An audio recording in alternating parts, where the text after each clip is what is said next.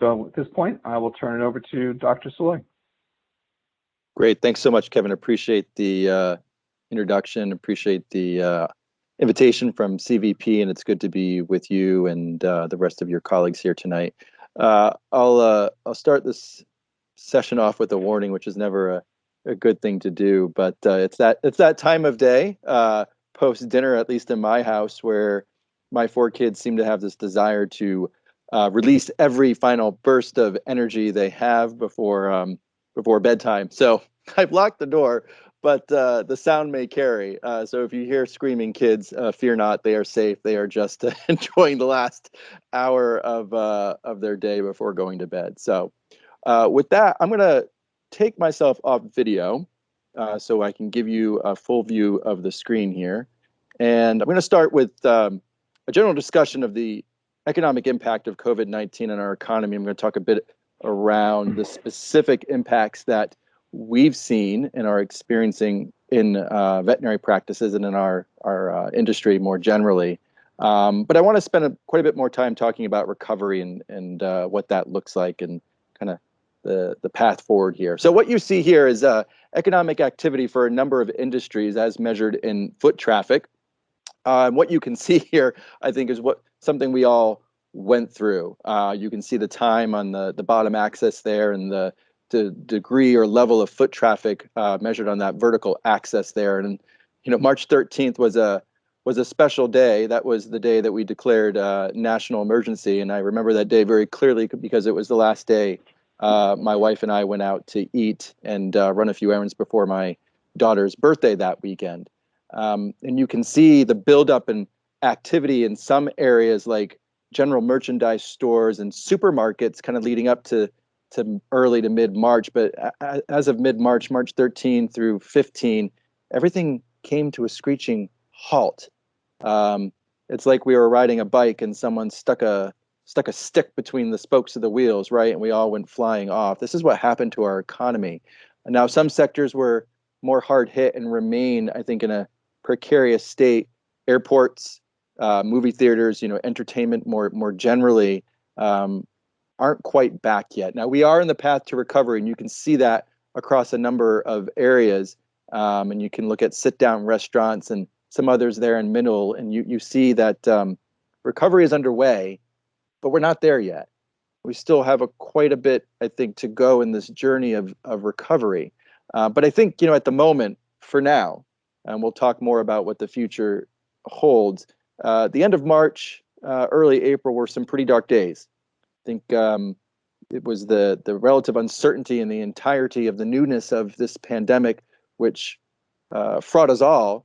But you can see there from that activity, it really bottomed out there in that late March, early April timeline as states began to ease up on their quarantine measures through the early summer months. That recovery began to continue there. And this next graph here is similar pattern here, but instead of looking at foot traffic patterns and movement, this is consumer spending in dollars. And obviously where people are going influences how much they're spending. What's interesting about this graph, which comes from tracktorecovery.org, it's a collaborative effort by Harvard University and the Gates Foundation. It's a great resource, and they have a number of other data-driven dashboards and other trends that you can see to assess the impact on our economy. You see, again, that story that I told unfold really clearly in the different dates. Again, you see that March 13th National Declaration of Emergency and the precipitous decline that followed. But a couple other dates I want to point out here, which are pretty important to understanding our experience and the impact on our economy. On March 27th, the CARES Act was enacted. And it was a period of time, about 2 weeks or so, where those funds were actually released. April 15th, those stimulus payments started to flow. That was a really important part of the recovery process for our economy. Households began receiving additional funds to support reductions in income as a result of reduced employment hours, and in some cases, people being furloughed or laid off. But it was also really important for small businesses because small business stimulus and programs like PPP, payroll protection, and EIDL, the economic injury disaster loan were really important for supporting both small businesses and households in that period of time. And you can see the recovery really started to take a foot once those stimulus checks were cut. We still remain down year over year. So in aggregate, consumer spending is down 9% as of the 1st of July. This is pretty significant. There are a lot of components that show the relative health of our economy in the US, but one of the most important is consumer spending. It's the largest component of gross domestic product, or GDP, which is the traditional bellwether of economic activity in our national economy. And again, it still remains down, though recovery, like I mentioned, is continuing. Now, you can't talk about recovery and the impact of the pandemic without touching on unemployment. This is a graph from the Federal Reserve Bank of Kansas City here. This is the trend in unemployment in terms of the percent of people in the U.S. that are unemployed going back to the 1940s. And the shaded areas there are economic downturns or recessions. And obviously, you can see that during a period of economic downturn, that unemployment begins to spike. It's what economists call the best lagging indicator we have of a recession, meaning once you see it, you're in a recession, but you don't know you're in a recession until you see it. So it's not very predictive in terms of whether or not you're going to be in an economic downturn, but once you see it, you can be rest assured that you are in the midst or potentially even getting through a downturn, as there's quite a bit of lag in that unemployment activity. But something quite remarkable that we've never seen before is the highest unemployment rate in our history outside of wartime. This doesn't quite go far as back as World War II and even further than that, but the levels that we're seeing aren't something we typically see, aren't something that economists have typically seen outside of wartime, excuse me. And unemployment peaked at around 15, almost close to 15%. It's come down a bit to just a tad above 11%, but still extremely high numbers. And so I think, as I mentioned, we are on the path to recovery, but we're recovering. We haven't recovered yet. We still have quite a bit to go. 40 million plus Americans are collecting unemployment benefits. And just back of the napkin math suggests that 65% of them own a pet. They're your clients, they're your customers. And so we have to, I think, really keep this top of mind when we try to assess what the future impacts on our industry are going to be, but on the economy more generally as well. Trying to advance slides. So here we go. You've all, I think, have read or heard about these shapes of economic recovery. I won't go into them at great depth. Happy to take questions about this. But economists have generally spun three different varieties of recovery: a V scenario, U scenario, or an L. The V is the best case scenario.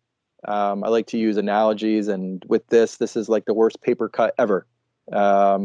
It's quick, it's painful, it bleeds, but it heals relatively quickly, and with relatively little or no scarring. This is, I think, the ideal, which we all hope for, where there's a hit to our economic activity, but there's also an equal pent-up demand, a burst of positive economic activity as we come out of the pandemic and we return back to trend line or regular GDP growth levels. If the V is the best case scenario, the L is the worst case scenario. If the V is a worst paper cut ever, the L is a sort of decapitating blow. This is not what you want to see happen. This is where there's real, significant, lasting structural damage to our economy, that not only do we lose economic activity, but we actually lose productivity. We become less productive workers, less productive companies, less productive organizations as a result of this pandemic. And so we never return to trend line. There's a new trend line. And so there's a permanent economic loss. This is a lot like the Great Recession many decades ago. And then the U scenario is the in-between, where there's a reduction in economic activity. We do return to trend line, but there's not this huge resurgence in positive economic activity coming out of that. This is sort of what I call kind of a blow to the kneecaps. It hurts. You heal, but there may be a limp that lingers on. And the recession, the 2008 recession, was something like this. So keep this in mind as you think about recovery and what recovery could look like.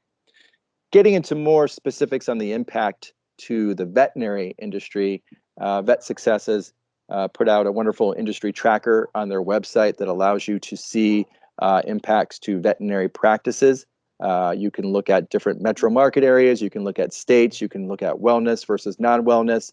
I'm going to focus here on daily revenue and daily invoices, average per practice, year-over-year percent change trends. So looking first at the green, the top, this shows you the year-over-year percent change in daily revenue across practices on the data that Vet Success has, which is about 3,000 or so practices. And again, that timing and the different patterns I showed you in foot traffic and consumer spending are, again, pretty apparent here. You see from early to mid-March or so, we're tracking around 6 to 9% year-over-year industry growth, pretty strong. I think that's representative of how the January and February were looking too. But then those national declaration of emergency was issued, and then the different quarantine measures taken by states, and you can see that precipitous decline from mid-March really bottoming out at the end of March, early April. Goodness, I can recall the many phone calls to practice owners and colleagues in practice all across the country, trying at that period of time as an economist, not having the data I wanted to understand what was going on, relying on discussions, and it was a dark time. I don't think we quite knew how far and how deep the economic pain would go, and it went pretty deep. This was pretty deep. If you look at the national average, we were down about 25% year-over-year revenue at the lowest point.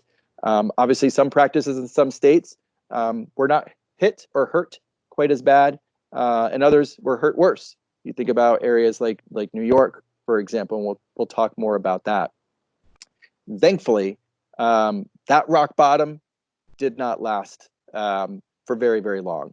You can see beginning in early April, and again coinciding with the CARES Act and some of the different stimulus programs, as well as effective social distancing and quarantine measures by states at that period of time, veterinary practices begin the path towards recovery, moving along and nationally hitting positive year-over-year trending in revenue beginning in early May. It took invoices a little bit longer to get there, late June.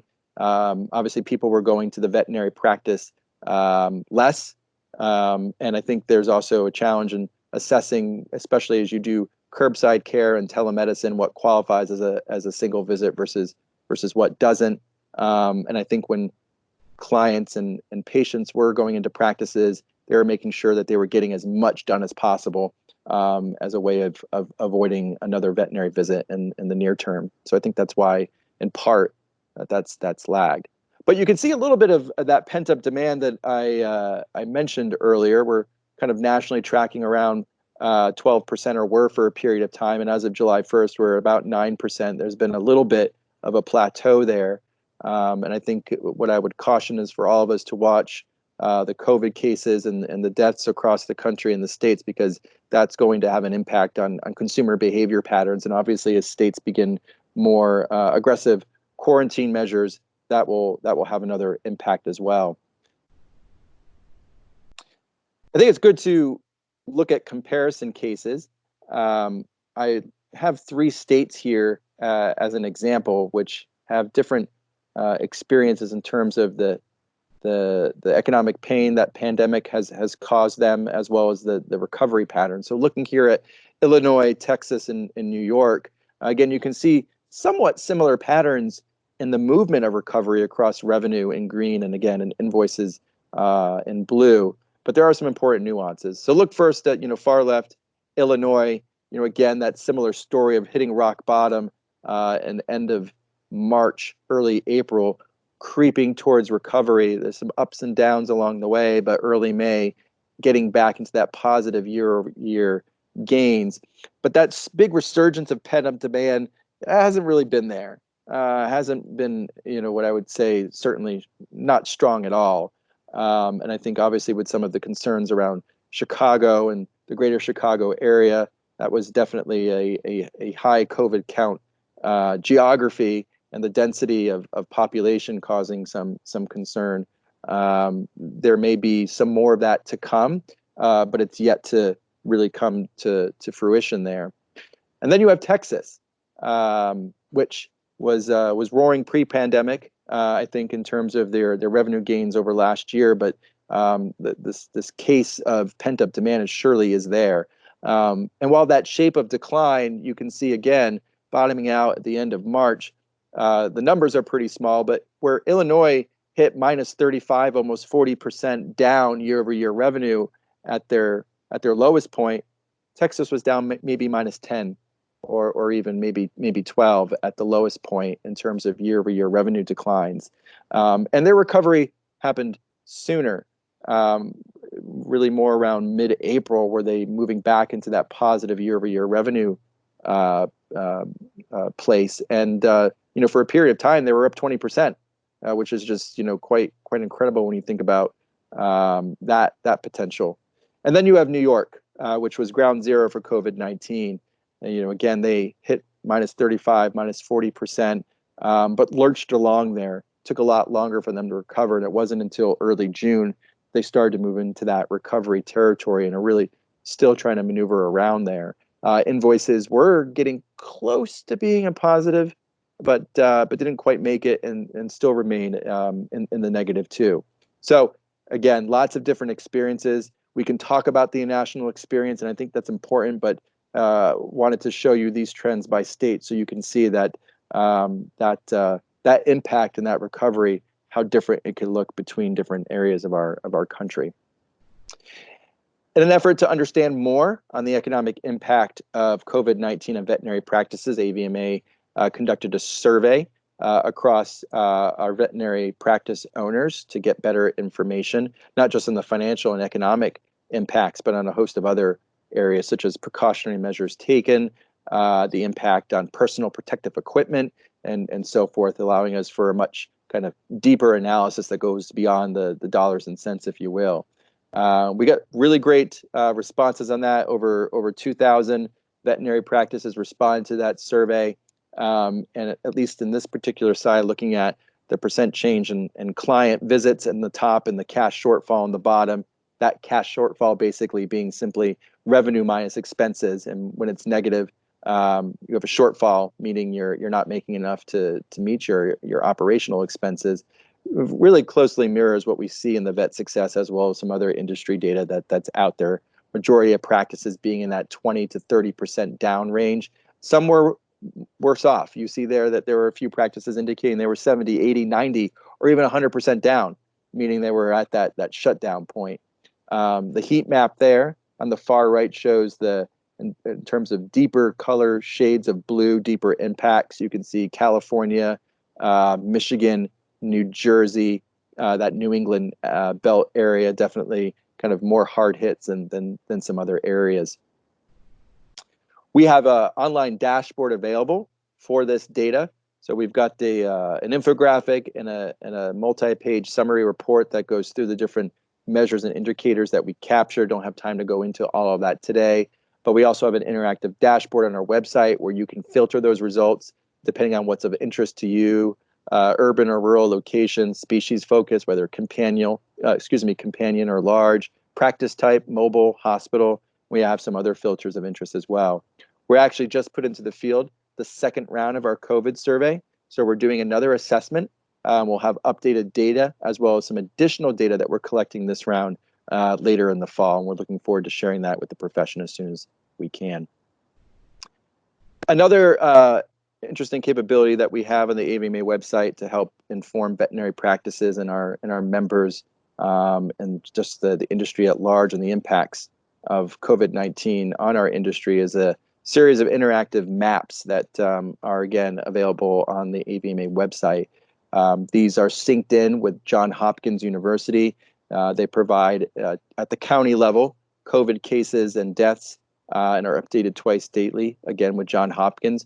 You can look at your particular county area where your veterinary practice is located and look at the COVID counts there. There's also some basic geography that's provided as well, population and some other basic statistics.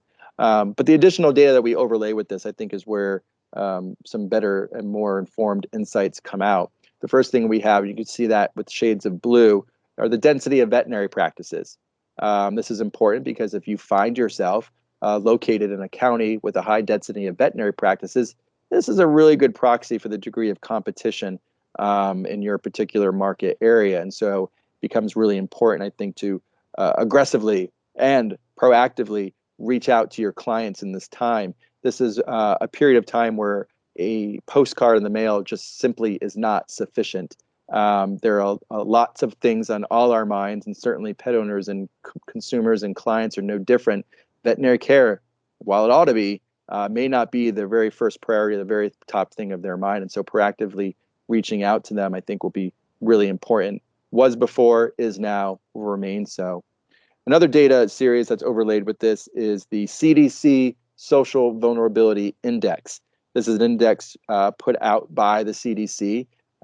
It's based on a number of socio-demographic economic factors that they collect across households and across counties.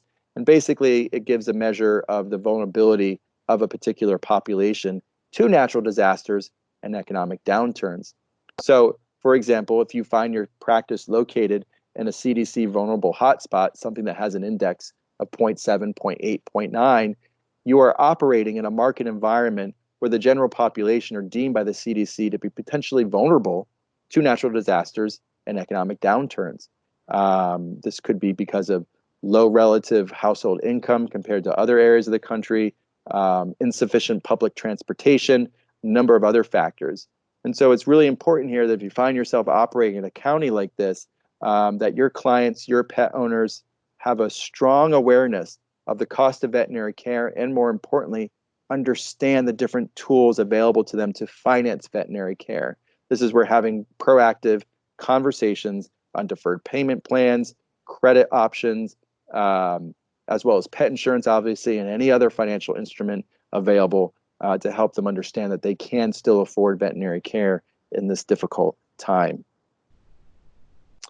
So I think we've touched on this, but generally, I think you're starting to see, or at least I've conveyed the point, recovery is going to be a bit of a journey. This is not going to be like starting a new day. This is going to be like a journey through the seasons. And I wouldn't even call this going up a mountain and going down a mountain. This is going to be going through a series of mountain ranges. There are going to be some high points, but there are going to be some low points. And we're going to have to go up and down these peaks and valleys, I think, for quite a while, at least the next 12 to 18 months here. And this is unsettling, and I think maybe not entirely encouraging, but it is the reality. I think it's important that we as an industry and as professionals understand that, so that we can set ourselves up for success in this period of time. And in fact, most economists, a lot of my colleagues in my profession, say it could be anywhere from 2021 to 2031 before their economy returns to anything like pre-coronavirus normal. Now, leave it to an economist to give you a 10-year window when they think things might be normal again. But it just shows the incredible uncertainty in this situation and the fact that not in our lifetimes have we experienced something like this. And so it's going to be really challenging, I think, to speculate when and what the future holds and when things will get better. That said, I do think that there are some really clear indicators on what the future is going to look like, on what the shape of the next normal could be. And I think the first thing that we have to prepare ourselves for is the fact that distance is back. And we're seeing a rise of the contact-free economy. Now, I think eventually people are going to come back, right? Tourists will come back, borders will reopen, restaurants across the country will eventually reopen. But it is certainly possible that the previous status quo will not return fully. And technology, even before the pandemic, but certainly now, continues to shrink the physical distance that we all are required to engage in. And it could be set for a return, But if you just think about a lot of office work and other patterns, as people are pivoting to Zoom, and how long is that going to continue for? I think we have to prepare ourselves for the fact that that distance may be around for quite a while. And in terms of the contact-free economy, I think in three areas in particular: digital commerce, telemedicine, automation. COVID-19 and the pandemic could prove to be a decisive turning point. I think we all recognize e-commerce was already meaningful and visibly eating into sales of brick and mortar practices. What coronavirus has done is potentially accelerate a change in shopping habits that were already well established, even outside of veterinary medicine. And so I think others have advised and counseled practices before, but it's really important to have a home delivery service. It's really important that your clients are able to order medications off a website from your practice. And there are obviously companies and entities out there that can help you with that. The figures for telemedicine and virtual health are just striking, not just in the rate of adoption in animal health, but also in human health. And I think, there's various degrees, various shades of how practices have successfully or not integrated this into their strategy, but I think it will be essential. And if you're not quite reaping the financial or economic gain from telemedicine, it's time to take a step back and ask why, because I think it should. And every telemedicine consult should go right back into the economic sustainability of the practice. And then lastly, greater automation. It was already occurring before COVID-19. I think it is becoming more and more possible to imagine a world of business from factory floor to individual consumer in which human contact is minimized. And I think the biggest example of this we saw was in meat processing plants. This is an industry for decades which has eschewed anything around automation. And they were ripe for that because it's a very dangerous job, long hours.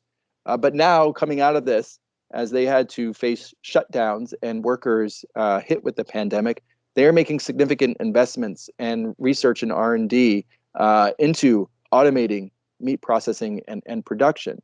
So I think, across those areas, we're going to see that. Resilience and efficiency. I think even when lockdown restrictions do begin to ease, businesses will need to figure out how to operate in new ways, and veterinary practices are going to be a part of that. And I think hardly a webinar or discussion goes by without this notion of resiliency here. And it is really important, especially as an individual level. But I'm talking more around the resiliency of the organization, around the practice, around the company, the ability to absorb a shock. And the more that you are able to absorb a shock and come out of it better, then you will be more competitive against your competitors. And this is going to be key to survival and long-term prosperity, I think. Companies are going to have to rebalance. Veterinary practices are going to have to rebalance their priorities so that resiliency in all of its manifestations become just as important to your strategic thinking as cost and price and efficiency are. Third, more government intervention in the economy. April saw across the globe governments announcing stimulus plans in excess of $12 million. Like, this is the equivalent of 8 Marshall Plans. Like, never in our lifetimes, not since World War II, have governments come in with such incredible volumes of economic assistance. Now, most spending was directed to 3 areas: supporting basic citizens' needs, preserving jobs, and helping businesses survive another day. But at some point, governments may decide to get out of the business of business, and how they do so is going to be complicated and differentiated. How much, how fast, and in what ways governments reduce their economic role outside of this pandemic, I think is going to be one of the most important questions of the next decade. And certainly as we're gearing up for an election season, it's going to be front and center as well for our country too. More scrutiny for business. Even before the coronavirus, there was a growing sense that shareholder value should not be the only corporate value. And there was this idea, maybe you've heard of it, the triple bottom line of profit, people, and planet. It became mainstream with social responsibility and investors looking at corporate responsibility actions by companies. And many investors were looking at businesses and asking them, what's your sustainability policy? What's your animal welfare policy? And I think post-pandemic, a lot of these investors are going to be coming in and saying, what's your pandemic response policy and strategy? So I think we're going to be seeing more scrutiny for businesses in this way. Changing industry structure, consumer behavior. One of the key questions facing business leaders is going to be whether their industry will rebound from the economic shock posed by this virus, or will it sustain lasting damage? I think the answer to this question likely lies in an assessment of the degree to which industries find themselves susceptible to the elements that we just discussed. There very well could be lasting changes to consumer attitudes towards physical distance, health, and privacy. How many consumers now are ordering their groceries online and having them delivered, or ordering them and having curbside pickup? And how many of them are going to want to continue that even when there is a vaccine? There may be quite a few. And so we are perhaps seeing a shift in how consumers behave, where they spend their money, how they spend their money, why they spend their money. And I think we have to ready ourselves for some of those shifts. And then lastly, I think the future is always going to be about finding those silver linings. If necessity is the mother of invention, and it often is, there could be some positive outcomes from the coronavirus. The urgency of COVID-19, for example, has led to significant innovations in biotech, vaccine development, and the regulatory regimes that govern drug development. Never, ever have we tried to move as quickly as we have to find treatments that can be approved and effective. We are moving at warp speed. It is amazing. We've had to, but it wasn't until the pandemic that we did. And so I think there's always these silver linings, these opportunities to improve. And I think veterinary practices have risen to the occasion. I think we have fast forwarded to the future, at least 5 years, in terms of our ability to adapt and adopt new practices. Yes, we still have a long way to go. No, curbside care is not free from hassle, but it's remarkable the pivots that have been made. And I think if we continue to ask ourselves, how can we be better, we will get there. And innovation is critical. This graph from McKinsey just shows that now is not the time for businesses and organizations to batten down the hatches and play it safe, and veterinary practices are no exception. It is the time to be a transformational leader, to adopt new innovations, and reimagine, and if you don't have one, to imagine a business strategy. Prioritizing innovation today is the key to unlocking post-crisis growth. Many businesses simply cannot operate as they have in the past. What made a company successful historically may no longer be possible during or after the crisis.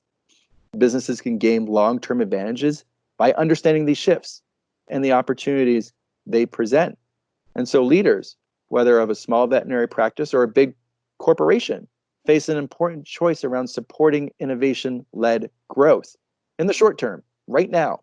And these choices are going to have lasting consequences for your ability to grow in the years to come, whether it's a veterinary practice or a multi-billion-dollar company.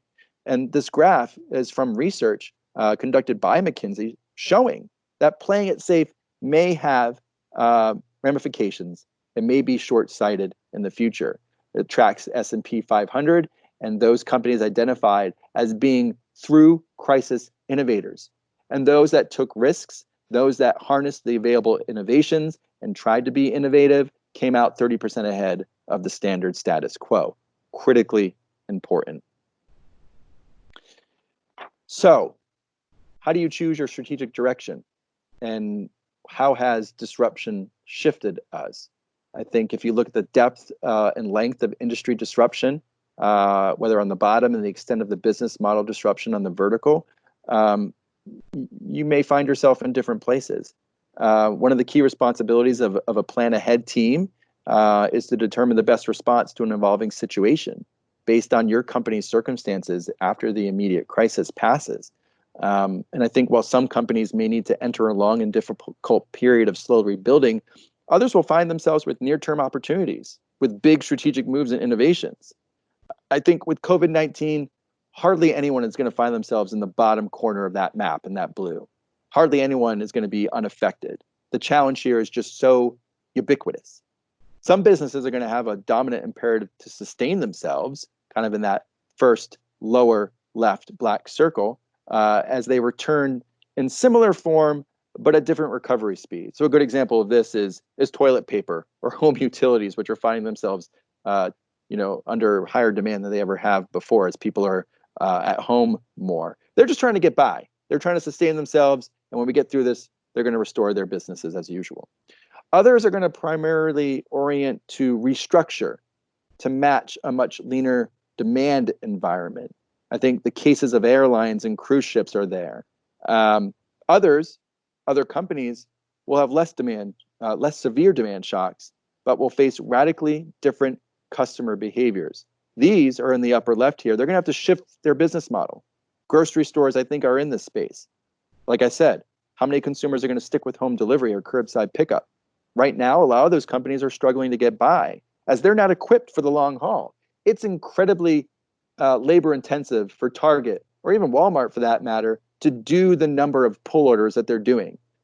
Doing an order online and having a personal shopper basically go in and pull all of that and have it ready for you. So when you come to the store, it's ready to be loaded into your car. They weren't designed for that business model, but that's become the majority or a significant level of business. Now they're going to have to shift their business model if that's going to work long term. And this is a very relevant question, I think, for veterinary practices. And finally, other companies, industries are going to find themselves in a completely different territory in both the axes shown in the upper right. And they're going to have to shape entirely new businesses. If anything, I think this pandemic has revealed, again, the fragilities of our healthcare system, human healthcare system. And so the business model in this sector, I think, is going to have to shape an entirely new approach in the post-pandemic world. So that's deep. I understand that. I'm rolling through this pretty quickly because I want to leave time for questions here, but I'll end with this. I think, finding harmony in a harrowing time. I've had the benefit of having, as I mentioned earlier, lots of conversations with practice owners, industry leaders, and others to understand more around their experiences, what's working for them, what's not. And I've thought a lot about this, and I've seen sort of three patterns emerge from those conversations on what the most successful practices, most successful organizations and businesses, what they embody. And the first one is that they've stopped staring in the rearview mirror. They don't turn to old solutions to fix their new problems. I think this is a classic case of the arch nemesis in a time of swift change, maybe past experience.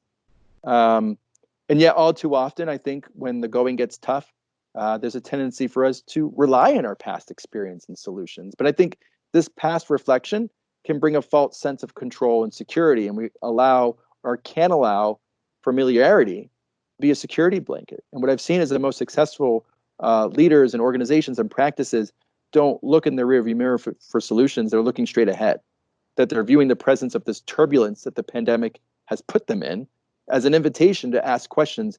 What do I need to do differently? They delve forwards, not backwards. Secondly, they're always seeking, or coincidentally find themselves with selfless solutions. The most successful ones, the most successful conversations I've had, their organizations, their practices seem to have cultivated a culture of selflessness.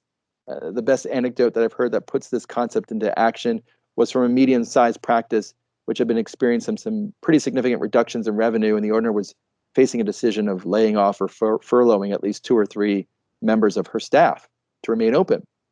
And rather than face the decision alone, the owner decided to call the staff together and be vulnerable and transparent with them, sharing the decision that she had to make so that everyone could prepare themselves. That ignited conversation and discussion. And at the end of that, the staff unanimously decided that everyone would take a work hour reduction in order to spare a few of their colleagues from being laid off. And this act of selflessness from the whole team, it took vulnerability, it took transparency, it took certainly some humility, but it also took the collective desire of everyone to put the needs of the team ahead of the needs of any one individual. And not only did the team maintain engagement and continue this culture of selflessness and camaraderie, but the practice is doing great right now. And I've maintained conversations with this owner, and she has said if she had to let those workers go, she would have had a whole heck of a lot harder time trying to maneuver through this recovery. Instead, the people were in play and able to slowly build back their work hours to where it was. And then lastly, I think the practices, the organizations that are successful, they're addressing today while also planning for tomorrow. This is a harrowing time for all of us. It's disturbing, it's confusing, it's painful, and yet we should know that it is not forever.